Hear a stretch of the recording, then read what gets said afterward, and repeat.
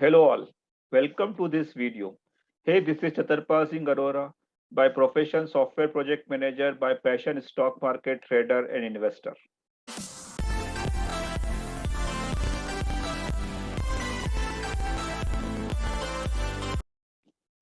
Stock को identification करना मेरे अनुसार it's a 20% of a successful trader. लेकिन अगर आपको एक सक्सेसफुल ट्रेडर बनना है तो पहले आपको अपनी ट्रेडिंग साइकोलॉजी पे काम करना होगा। और इस वीडियो में मैं आपके साथ 7 ऐसे पॉइंट शेयर करूंगा जो आपको कभी नहीं भूलना चाहिए जब आप ट्रेडिंग करते हैं। तो let's see all the points one by one. तो जैसा कि आपको स्क्रीन में दिख रहा है, top 7 things which you never forget while trading stock market. So एक एक करके सभी पॉइंट्स पे डिस्कस करते हैं। So let's begin. First point is FOMO. What is FOMO? FOMO is fear of missing out. जी हाँ, अगर आप ट्रेड करते हैं तो एक चीज आपको दिमाग में रखना है कि कभी भी उस जोन में नहीं जाना है कि आपको लगता है कि ये स्टॉक अगर मेरे हाथ से चला गया तो क्या होगा। क्या होगा? कुछ नहीं होगा। Many other stocks are there which you can watch, which you can buy, but you should not be in FOMO, because अगर FOMO में होता है तो आप उसको किसी गलत रेट पे भी बाय कर सकते हैं। जस्ट फॉर एग्जाम्पल, अगर कोई स्टॉक 100 रुपए का है और आपको लगता है कि वो 115 रुपए तक जाएगा, जब मार्केट ओपन हुआ और वो 106 रुपए हो गया, तो आप फोमो में उसको चेस कर लोगे और बाय कर लोगे। आपको जरा भी नहीं सोचोगे कि हो सकता है कि वो स्टॉक थोड़ा और नीचे आ जाए तब बाय किया जाए। और उस केस में क्या होगा, अगर आपने 106 रुपए में उस पर बाय कर लिया, हो सकता है वो 103 102 पे हो जाए, फिर आपको लगा कि मैंने क्यों इतनी जल्दी बाय कर लिया। तो please don't be in FOMO. अगर कोई स्टॉक आप बाय कर सके तो इट्स गुड, अगर नए बाय कर सके तो it's also good, but please don't be in FOMO. So now let's see second point. Second point is PYT and TYP. ये क्या होता है? PYT and TYP is plan your trade and trade your plan. एक चीज आपको हमेशा याद रखना है, जब भी आप स्टॉक मार्केट में ट्रेड करते हैं तो first you have to work on your planning. क्योंकि अगर प्लानिंग के बिना आप काम कर रहे हैं तो वैसा ही होगा कि आपने एक एरोप्लेन को स्टार्ट करके छोड़ दिया है और वो पता नहीं अब कहाँ जाएगा। तो प्लीज़ पहले कुछ स्टॉक पे रिसर्च करिए, उसको इंडिकेटर्स के बेसिस पे आइडेंटिफाई करिए, एंड यू शुड नो कि किस लेवल पे आपको उसको बाय करना है, किस लेवल पे सेल करना है, कितने दिन तक होल्ड करना चाहिए आपको। क्योंकि अगर आप एक प्रॉपर ट्रेड प्लान के साथ काम करते हैं तो अगर आप गलत भी जाएंगे तो एक कॉन्फिडेंस होगा कि मैंने कुछ सीख के काम किया। तो डोंट बी एक कुछ भी रैंडमली स्टॉक हमें कभी बाय नहीं करना है। जब भी आपको ट्रेड करना हो तो do some research, don't rely on news, because आप न्यूज पे रिलाई करोगे without thinking you will buy that stock. Don't do that. Please please please plan your trade and trade your plan. Let's see third point. Third point is RRR. RRR means you have to follow your risk and reward ratio. अगर आप कोई stock bye कर रहे हैं और आपको नहीं पता है कि आपको कितना स्टॉप लॉस लगाना चाहिए, टारगेट क्या होना चाहिए, तो एक बेसिक रूल फॉलो करो जिसमें आपको पता होना चाहिए कि मेरा रिस्क कितना है, मेरा रिवॉर्ड कितना है। And at least you have to follow 1:2 rule, where अगर जहाँ पे अगर आप 2 रुपए प्रॉफिट कमाना चाहते हैं तो आपका स्टॉप लॉस 1% पे हो या 1 रुपए पे हो।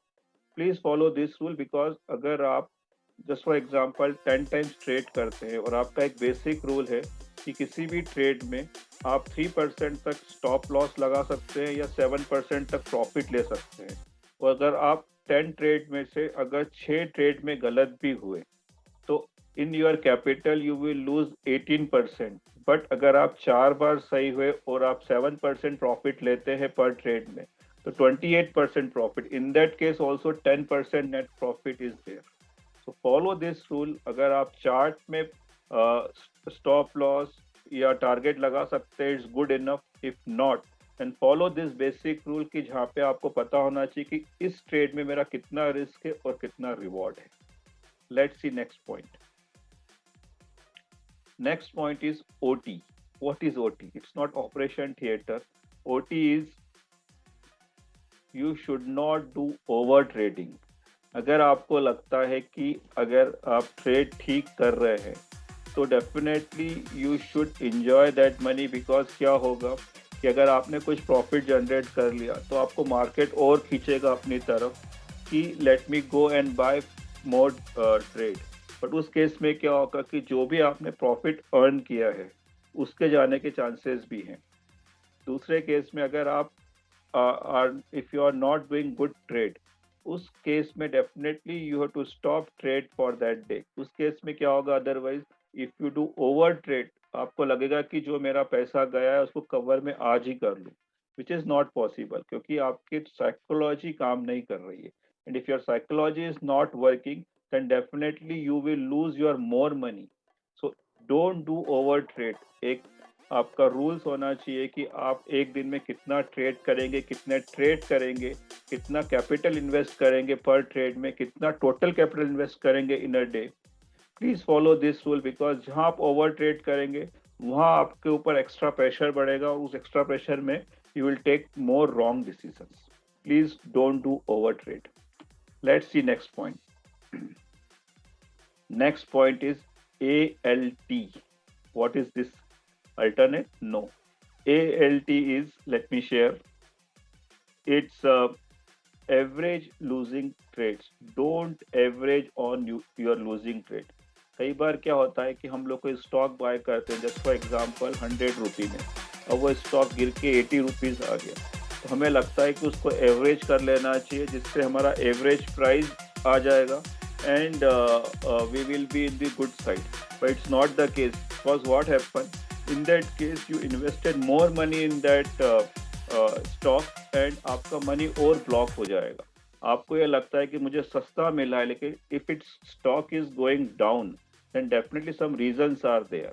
So don't try to average in your losing trade. अगर वो स्टॉक नीचे चला गया है तो इट्स ओके, बिकॉज क्या लगता है हमें कि हमारे पास क्वांटिटी ज़्यादा आ गया है और अब वो ऊपर जाएगा तो हमें जल्दी से जल्दी प्रॉफिट होगा। लेकिन इसका उल्टा केस भी पॉसिबल है कि जब वो स्टॉक गिरना और गिरेगा तो आपको और ज़्यादा लॉस भी होगा उस stock.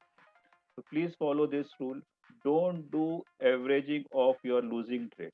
Let's see next point. Next point is CIK. What is CIK? CIK is cash is king. अगर आप ट्रेड करते हैं या इन्वेस्टमेंट करते हैं तो ऑलवेज रिमेंबर कि at least 20% of your capital is with you, क्योंकि कई बार कुछ अपॉर्चुनिटीज आती है जहां पर आप और अच्छे से इन्वेस्ट कर सकते हैं, कुछ आपको स्टॉक सस्ते मिल सकते हैं। बट अगर आप अपना 100% कैपिटल इन्वेस्ट कर चुके होंगे तब वो अपॉर्चुनिटी में आप वो स्टॉक को बाय नहीं कर पाएंगे जहां पे आपको और अच्छे से और जल्दी रिटर्न मिल सकता है। तो प्लीज रिमेंबर, आपके पास एटलीस्ट 20% कैश ऑलवेज होना चाहिए।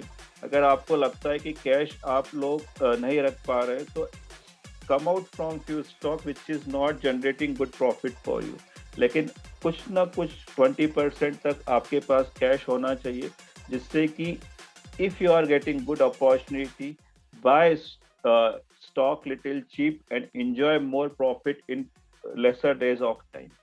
Always remember, cash is king. Last point but not least is MIBB. What is MIBB? आप सभी को पता होगा बिग बॉस के बारे में।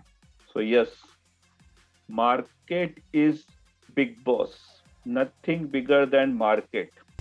कई बार क्या होता है कि हमें लगता है कि हमें ट्रेडिंग पूरा आ गया है, मुझसे अच्छा कोई ट्रेड नहीं कर सकता, I know how to identify stock, I know how to work on trading psychology and so on. But no, even though आपने बहुत अच्छा फंडामेंटल एनालिसिस करा है, even though you have done good technical analysis, but sentiments के ऊपर कुछ भी नहीं होता है।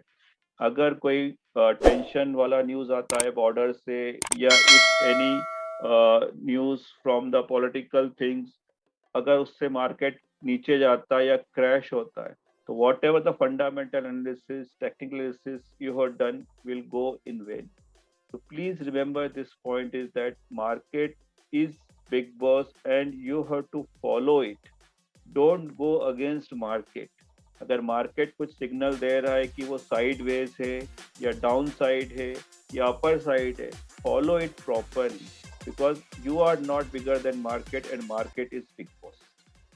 So I hope you like this video and follow this thing, because अगर आप अच्छे से ट्रेड करना चाहते हैं तो you should always remember these things.